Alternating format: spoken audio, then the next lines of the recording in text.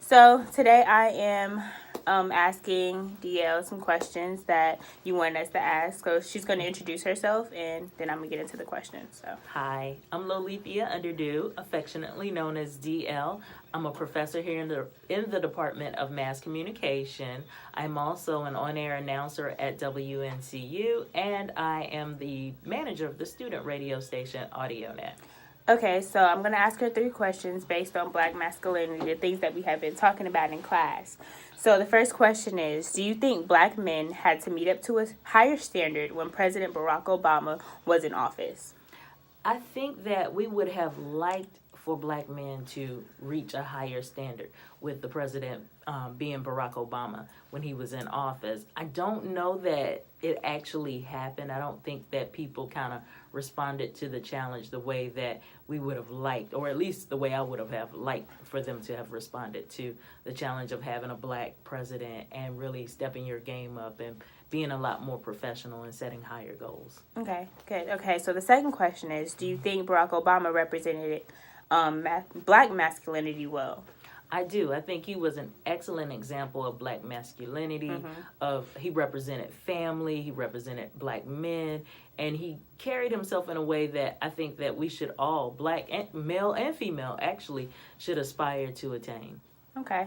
The third and last question is, do you think Barack Obama's stance on LGBTQ challenges his masculinity or black masculinity?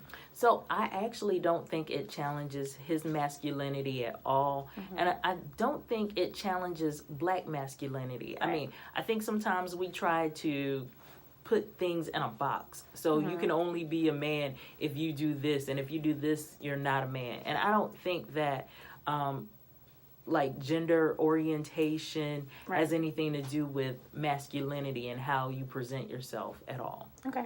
Well, thank you, and that concludes our interview. Okay, so today I'm going to be asking Reggie here some questions about black masculinity. So I'm going to let him introduce himself, and then we'll, ask the questions. So go ahead. I'm Reggie Roberts, 27, senior here at NCCU. Okay. So the three questions that I wanted to ask Reggie today. The first one is, do you think black men had to meet up to a higher standard when President Barack Obama was in office? With you being a black man, what is your, intake on that? How do you feel about that? I don't think so necessarily. What's the question again? Okay. The question is, do you think black men had to meet up to, a higher standard, when President Barack Obama was in office, with him being a black man and making it that far? I don't think by him being in office that, black men were held to a higher standard. And I mean, I feel like the standard was already, what it was that you were supposed to be as a black man. I don't think by him being in office changed that. Did it maybe make people want to strive more? Possibly. Yeah. But I don't think it changed the standard of what it meant to be a black man or a positive black man. Because we've seen those examples before. At least I have. I can't really speak for everybody. But a lot of people I know, people I associate myself, we already knew what it was to have that example of what it meant to be a black man. I just think it reinforced what we already knew. Okay. Good answer. Okay, second question is, do you think Barack Obama represented the black masculinity well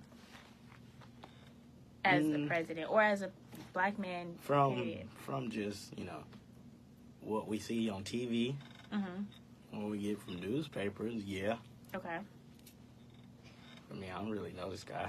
You know what I'm saying? Okay. And what I believe these people do some weird things behind the scenes as presidents and politicians and stuff. But, like I say, on the surface, yeah, I think he was a good representation of black men.